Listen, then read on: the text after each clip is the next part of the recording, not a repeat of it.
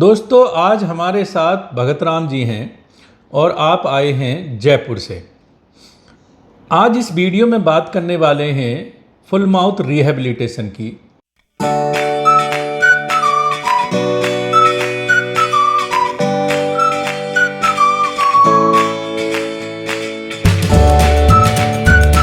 काफ़ी लोग साधारण भाषा में इसको फुल माउथ कैप भी बोलते हैं। ये किन मरीजों के किया जाता है? जिनके दांत जो है ना घिस चुके होते हैं या काफ़ी दांत खराब हो चुके होते हैं। तो फुल माउथ रिहैबिलिटेशन 3 प्रकार से होता है। जो ट्रू फुल माउथ रिहैबिलिटेशन बोलते हैं वो ये बोलते हैं कि जो दांत आपके हैं वो दांतों की जड़ें तो आपकी ठीक हैं, लेकिन ऊपर से दांत धीरे धीरे उम्र के साथ में, पान मसाला वगैरह चबाने की वजह से या एट्रीजन की वजह से, जिसको बोलते हैं जैसे ब्रक्सिज्म की वजह से, नाइट ग्राइंडिंग की वजह से, कोई भी कारण रहा हो, या आपके दांतों की सतह कमज़ोर ही बनी है। जिस तरीके से बहुत सारी बीमारियां होती हैं बचपन में दवाई खाने की वजह से, फ्लोरोसिस की वजह से, और जो है ना पानी जैसे ख़राब होने की वजह से, तो बहुत सारे कारण होते हैं जिसमें कि दांतों की सतह ही ऊपर की कमज़ोर होती है तो जल्दी घिस जाती है, कभी कभी उम्र के साथ में घिस जाती है। तो ये जो है ना जो तकलीफ़ है ये काफ़ी सारे लोगों को होती है। इसकी वजह से ऊपर का जो इनेमल है वो ख़त्म हो जाता है, दांतों की हाइट कम हो जाती है और उसकी वजह से जो फेस है वो थोड़ा पिचका सा लगता है और उम्र जो है ज़्यादा लगती है।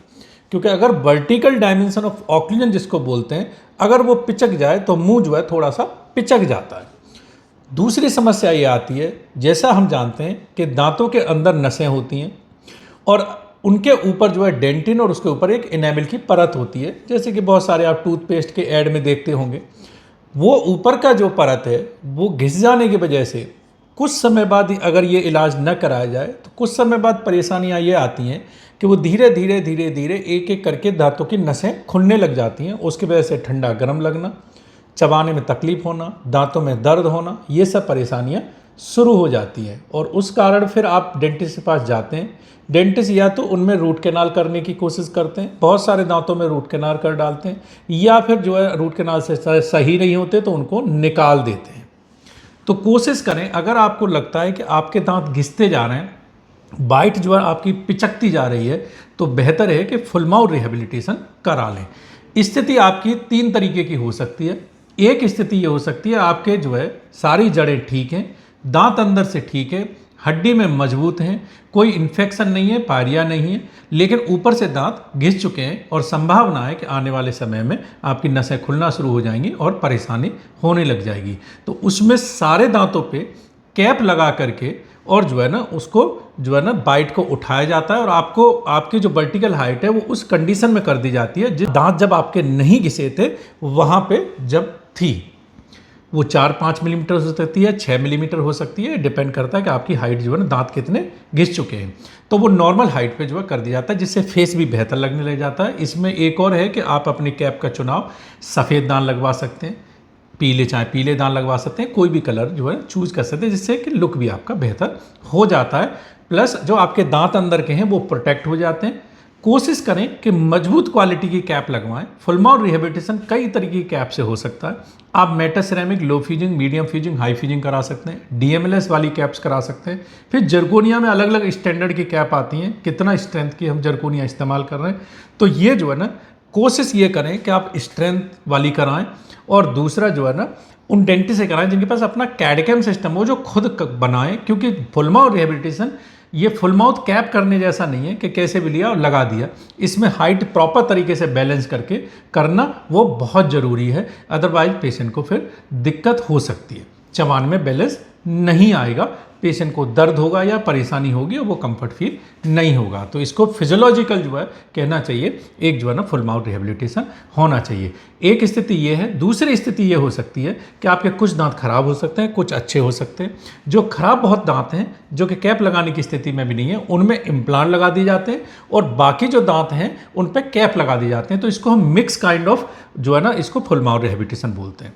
एक ये स्थिति होती है कि आपके 5-10% ही दांत ठीक बचे हैं, बाकी दांत सब खराब हो चुके हैं। तो उस केस में वो दांत हटा करके और जो है ना पूरे इम्प्लांट के ऊपर जो है ना आपके फिक्स दांत लगा दिए जाते हैं, उसको भी फुल माउथ रिहैबिलिटेशन बोलते हैं।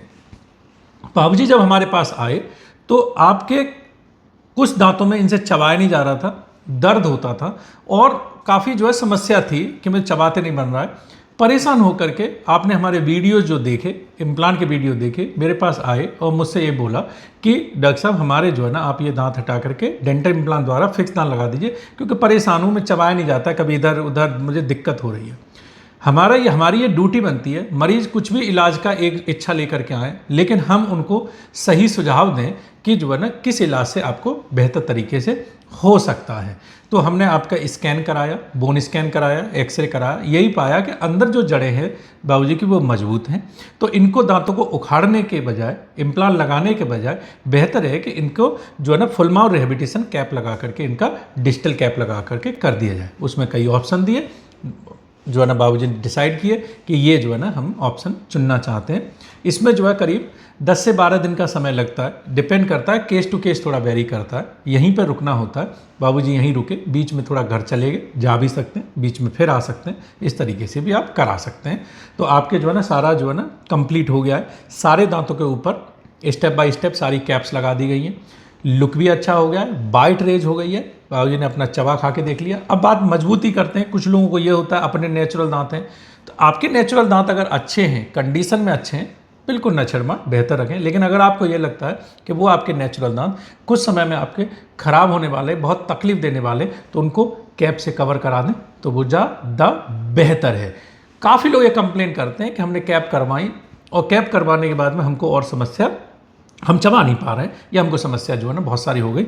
वो होती है जब आप ये बहुत ही जो है ना कहना चाहिए कि निम्न स्तर के जो है ना एक क्लिनिक में जा करके आप सोचते हैं कि full mouth rehabilitation full mouth cap है और आप उन पर कैप जो है ना मेटा सिरेमिक वाली या उस तरह की कैप जो है ना लैब मेड कैप जो है ना आप चढ़वा लेते हैं, जिनका प्रॉपर प्रिसीजन नहीं होता, प्रॉपर फिटिंग नहीं होती। वहाँ पर फिर वो मसूड़ों में इन्फ्लेमेशन करती हैं, इन्फेक्शन करती हैं, तो आप तकलीफ में आते हैं। तो ऐसे ना कराएं। जब भी फुल माउथ रिहेबिलिटेशन कराएं, एक जो है ना एक्सपर्ट डॉक्टर से ही कराएं। हर डॉक्टर फुल माउथ रिहेबिलिटेशन करने के लिए नहीं बना। इस तरीके से समझ लीजिए, घर में अगर आपको एक बाथरूम बनवानी है, आप किसी ठेकेदार को पकड़ के भी बाथरूम बनवा सकते हैं। अगर आपको प्रॉपर कोठी बनवानी है, प्रॉपर अपार्टमेंट बनवाना है, तो आपको आर्किटेक्ट चुनना होगा। वो ठेकेदार उसका काम नहीं कर सकता। नहीं तो आपको यही लगेगा कि जो काम मैं उम्मीद कर रहा था वैसा नहीं हो पाया, क्योंकि वो उसकी एक्सपर्टीज़ नहीं है। वो जो आर्किटेक्ट है वही बेहतर आपका काम करके दे सकता है। तो बाबूजी की सबसे पहले ये देखेंगे जो कैप लगी है उनकी मजबूती कैसी है। मुंह खोलेंगे बाबूजी। तो मैं देखिए मेटल के हैंडल से मार रहा हूँ, ठीक है। तो एकदम मजबूत कैप है और जो है ना सारी मेटल फ्री है। मेटल फ्री होने की वजह से आपको अगर लाइफ में हम सबको कभी भी MRI कराने की ज़रूरत पड़ सकती है, CT कराने की ज़रूरत पड़ सकती है, बिल्कुल एकदम बेफिक्र होकर करा सकते हैं। कोई भी मैग्नेटिक इसमें नहीं है, तो इस वजह से कोई प्रॉब्लम नहीं है। तो इन सब बातों का भी ध्यान रखा जाता है। तो अब बाबूजी से बात करते हैं। जयपुर से आए, जयपुर में रहते हैं, हमें ही क्यों चुना, हमारे पास क्यों आए, और जो है ना जो इलाज हुआ वो किस तरीके हुआ और दांतों में क्या तकलीफ थी। बाबूजी सबसे पहले ये बताइए कि दांतों में क्या तकलीफ थी और आप किस उम्मीद से आए थे। दांत कई वर्षों से घिस चुके थे जी। ऊपर की परतें ख़त्म हो चुकी थी और नीचे उसमें कुछ दांतों में पस भी पड़ा हुआ था, दर्द हो रहा था, खाना नहीं खा सकता था। इधर उधर जाके मैंने डॉक्टरों से ठीक कराया तो उन्होंने ऊपर नीचे लगा दिए कैप, जिनको फिर निकलवाना पड़ा। मैं फिर उसके बाद सही जगह पे आया, उन्होंने मेरा ट्रीटमेंट फिर नए तरीके से शुरू किया और मेरे सारे दांतों को सेट किया और अब मैं सब कुछ खा पी सकता हूँ। कोई चबाने में दर्द किसी तरह का दर्द नहीं, कुछ नहीं। आप बाबूजी की फोटो में अगर देख सकते हैं तो आपके बहुत सारी कैप लगी हुई थी, जो मैंने अभी वीडियो में कवर किया कि कैप प्रॉपर तरीके से अलाइनमेंट को जो है ना मेंटेन करते हुए लगाना ये बहुत ज़रूरी है। अगर कैप ऊंची नीची लगेंगी तो पेशेंट का चबाना खाना नहीं हो पाता। तो काफ़ी सारी कैप आपने ऊपर के दांतों में जो हमने काट के हटाई हैं, काफ़ी सारी कैप लगी हुई थी, लेकिन सब डिसबैलेंस थी। जो कुछ जो है ना एक पैरामीटर्स होते हैं, जैसे कर्व ऑफ बिल्सी होता है, कर्व ऑफ जो है स्पी होता है, फ्रैंकफर्ट प्लेन होता है, ये सब जो प्लेन होते हैं अगर उनको प्रॉपर तरीके से मेंटेन करके न किया जाए तो फिर चबाते नहीं बनता है। कि जैसे आप कहना चाहिए कि आपके जब आप जूते पहनते हैं उनका एक बैलेंस होता है जिस तरीके से कंपनी बना के देती है, तो तभी आप उस पर चल पाते हैं। अगर आपकी जो एड़ी वाला पार्ट है उसको थोड़ा उठा सकते हैं, ठीक है, एड़ी वाले पार्ट को अगर पंजे की तरफ लगा देंगे तो आपका नहीं, आपका उल्टा हो जाएगा, आप उससे नहीं चल पाएंगे। तो इसी तरीके से अगर आप अपने मुंह को खोलेंगे तो अगर कोई भी अगर करना चाहे तो एक चना जो है लेकर के अगर आप पीछे की दाढ़ पे लगाएंगे, उसको दबाएंगे और फिर आप देखेंगे कि पीछे एक चना लगाने के बाद आगे जो है ना 10 चनों के बराबर आपका मुंह खुल जाता है। तो हमारा जो जबड़ा होता है वो ऐसे ऐसे नहीं होता कि पूरा यहाँ पे भी 5 मिलीमीटर, यहाँ पे 5 मिलीमीटर, यहाँ 2 मिलीमीटर होगा तो यहाँ 10 मिलीमीटर हो जाएगा। तो इसीलिए वो बैलेंस मेंटेन करते हुए कैप लगाना वो बहुत ही जरूरी है। और ये तभी संभव है जब आपके पास A to Z सारा सिस्टम हो। हमारे पास अपना कैड कैम सिस्टम है। डिजिटल जो कैप्स हैं क्लिनिक से अंदर बनती हैं, हम खुद डिज़ाइनिंग करते हैं, पहले डिजिटल स्कैनिंग करते हैं, डिज़ाइनिंग करते हैं। बाबूजी बैठे, बाबूजी का एक भी कोई नाप नहीं हुआ है, आपका कोई नाप नहीं हुआ है। और आप जब पहले आपने कैप लगवाई होंगी तो वो लुदगी भर के नाप हुए होंगे आप। बहुत नाप करते थे और परेशानी होती थी उनको नाप देने में। हाँ, अभी डिजिटल नाप से उन्होंने, डॉक्टर साहब ने आराम से ले लिया नाप और बना दिया। हाँ, तो वो डिजिटल नाप होता है, वो डिजिटल जो फाइल्स जनरेट होती हैं स्कैनर से, उनको जो फिर डिज़ाइनिंग होती है उनकी सब हम डिज़ाइनिंग करते हैं, कैसे कौन सी कस्प रखी जाए किस तरीके से। और डिज़ाइनिंग करने के बाद में फिर जो है ना उसका जो है ना मशीन से वो कैप काटी जाती हैं, मिलिंग की जाती है, फिर उनको 1500-1550 डिग्री सेंटीग्रेड पर पकाया जाता है, फिर उनको पॉलिश ग्लेज किया जाता है एक और फर्नेस में, और तब मुंह में फिक्स किया जाता है। तो बहुत ही मामूली थोड़ा बहुत एडजस्टमेंट की ज़रूरत पड़ती है, बहुत ज़्यादा आपके एडजस्टमेंट की कोई ज़रूरत नहीं पड़ी। एक आध कस्प थोड़ी वो करती है तो उसको एडजस्ट करके मुंह में पॉलिश कर दिया जाता है और पेशेंट जो है अपना चबाना खाना शुरू कर देते हैं।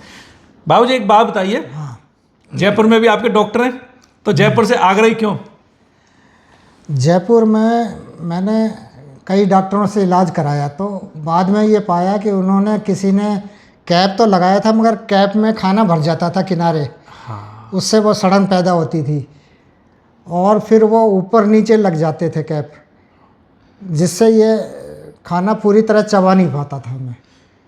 तो ये जब मैंने देखा कि मैंने 5-7 कैप लगा दिए, उसके बाद वो डॉक्टर साहब ने, खर्चा उतना ही, हाँ, खर्चा में कोई फ़र्क नहीं, हाँ, और मेरे को उनसे खा नहीं सका खाना। फिर मैं दुखी होकर मैं यहाँ आया। यहाँ उन्होंने पूरे ही सारे दांत हटा, ऊपर के कैप हटा के पुराने, और फिर अपने तरीके से इलाज किया जो मेरे को सूट कर गया, और मैं अब खाना खा सकता हूँ। अब मेरी दांतों की उम्र भी कम से कम 20 साल तो बढ़ी गई। बिल्कुल। तो ये है, जो कैप लगी वो इतनी स्ट्रांग है कि ये ताउम्र उनको घिस नहीं सकते। हाँ। जो दांतों का जो इनेमल होता है हमारा वो मजबूत होता है। एक बार ऊपर का इनेमल घिस जाता है तो अंदर की जो डेंटिन होती है वो जो है ना उतनी मजबूत नहीं होती। उसका जो है ना करीब स्ट्रेंथ कहते हैं कि 1/3 होती है इनेमल के कंपैरिजन में। तो आप समझिए, अगर इनेमल आपने ऊपर का जो इनेमल की परत है अगर आपने 20 साल में घिसी है तो उतनी ही आप जो है ना डेंटिन अगले 2-3 साल में घिस मारेंगे। तो क्योंकि वो जो डेंटिन बहुत सॉफ्ट होती है इनेमल के कंपैरिजन में, तो वो बहुत तेज़ी से फिर घिसती है। तो बेहतर है उसको कैप लगाते हैं। जो कैप हम लगाते हैं, जो आपकी कैप लगाई है, वो जो इनेमल है वो इनेमल से भी करीब करीब 3 गुना ज़्यादा इनकी स्ट्रेंथ है। तो इसको आप खूब आराम से चबाइए, कुछ भी चबाइए, चने चबाइए, कुछ चबाइए, इसको आप घिस नहीं सकते। तो ये आपकी जो हाइट है ना उसको मेंटेन रखेंगे। मतलब काफ़ी लोग सोचते हैं कि अभी लगाएंगे और फिर 3-4-5 साल में ये भी घिस जाएंगे। नहीं, ये नहीं घिसेंगे। ये तो है, डिपेंड करता है हम कैसी क्वालिटी कैप चूज कर रहे हैं। जो हम बात कर रहे हैं आपकी कैप की, जो हमने कैड कैम सिस्टम है, जो लोग थोड़ा सस्ता ट्रीटमेंट चाहते हैं तो उनके लिए फिर ये होता है लैब वाले ऑप्शन पर जाना पड़ता है। लेकिन जो बाबू ने बताया वो चीज़ बड़ी खासियत है। इसमें एक एक धागा भी हम डाल के देखेंगे, कहीं पे भी बिल्कुल कांटेक्ट एकदम प्रॉपर होंगे, तो खाना जो है ना रे से कहीं से अंदर नहीं जाएंगे। प्लस क्योंकि ये मेटल फ्री कैप है तो इन पे जो मसूड़े होते हैं वो बहुत अच्छे से ग्रिप करते हैं। जब आप मेटल सिरेमिक कैप लगाते हैं तो मेटल बेस वाली, तो उनसे मसूड़े भागते हैं। इम्प्लांट पे आप लगा सकते हैं। दांतों के ऊपर कोशिश करें कि जो है ना जर्कोनिया या ग्लास सिरेमिक, लिथियम डाइसिलिकेट, बहुत सारे कैप्स मेटल फ्री होते हैं। जो आपके हिसाब से इंडिकेशन बन रही है उस हिसाब से मेटल फ्री लगवाएं। डेंटल इम्प्लांट पे लगाना चाहते हैं तो DMLS सिस्टम होता है, जो डिजिटल होती है, जिनकी एक्यूरेसी बहुत बेहतर होती है, वो लगवा सकते हैं। तो ये इस तरीके से थोड़ी टेक्निकल चीज़ थी जो मैंने आपको जो है ना शेयर की। काफ़ी लोग पूछते हैं कि फुल माउथ रिहेबिलिटेशन में खर्चा कितना आता है। ये डिपेंड करता है आप फुल माउथ कैप करा रहे हैं या फिर आपके कुछ इम्प्लांट भी लग रहे हैं या आपका पूरा इम्प्लांट पे हो रहा है। ये इस तरीके से जो है ना फुल माउथ रिहेबिलिटेशन का जो है ना डिपेंड करता है कि क्या कितना खर्चा आ रहा है। आप हिंदुस्तान भर में जो भी डॉक्टर फुल माउथ रिहेबिलिटेशन करते हैं, आप 3-4 लाख रुपए से लेकर के और जो है ना आप 6-7-8 लाख रुपए तक आप जो है ना फुल माउथ रिहेबिलिटेशन करा सकते हैं। अलग अलग वेराइटी ऑफ ट्रीटमेंट किस तरीके से हो रहा है तो उस तरीके से आप जो है ना करा सकते हैं। ये खर्चे का आइडिया है। और जो फुल माउथ रिहेबिलिटेशन अगर हम कैप के ऊपर करते हैं, फुल कैप के ऊपर करते हैं, अगर सारे दांतों पे करते हैं तो जैसे मैंने बताया 10-12 दिन में हो जाता है। सारे इम्प्लांट पे करते हैं तो भी 10-12 दिन में हो जाता है। लेकिन अगर मिक्स वाला करते हैं जिसमें इधर इम्प्लांट लगा रहे हैं, कोई 2 इधर 1 इम्प्लांट लगा रहे हैं, तो उसमें फिर पहले जो है ना जो दांतों पे कैप है उन पर लगा दी जाती है। इम्प्लांट को फिर डिले लोडिंग में करते हैं जिसमें कि इम्प्लांट के ऊपर आगे के दांत हैं तो इम्प्लांट पे साथ ही साथ दांत लगाए जाते हैं, पीछे के हैं तो उन पे फिर 2 महीने रुक के जो है दांत लगाए जाते हैं, क्योंकि अलग अलग हो जाते हैं तो बेहतर रहता है कि उनको रुक के लगाया जाए। तो इस तरीके से फुल माउथ रिहेबिलिटेशन होता है। केयर क्या है दांतों की इनकी? बाबूजी को सिर्फ ब्रश करना है, कोई एक्स्ट्रा केयर नहीं है। और जो है ना इनका ना कलर फेड होगा ना इनका कलर किसी तरीके से चेंज होगा, जैसे है वैसे के वैसे ही रहेगा। और जो है ना आपको सब सुबह शाम ब्रश करना और कोई भी एक्स्ट्रा कुछ केयर इसकी नहीं है। तो बाबूजी आपका बहुत बहुत धन्यवाद। आपका भी मैं बहुत आभारी हूँ। धन्यवाद। आपने बहुत मेहनत से ये कैप लगाए जी, आपने भी बहुत कोऑपरेट किया। और किसी भी मरीज में के साथ के डॉक्टर भेदभाव नहीं करते, सभी के लिए बराबर काम करते हैं। जी जी, चलिए आपका बहुत बहुत धन्यवाद। खूब खाइए चबाइए, प्रसन्न रहिए।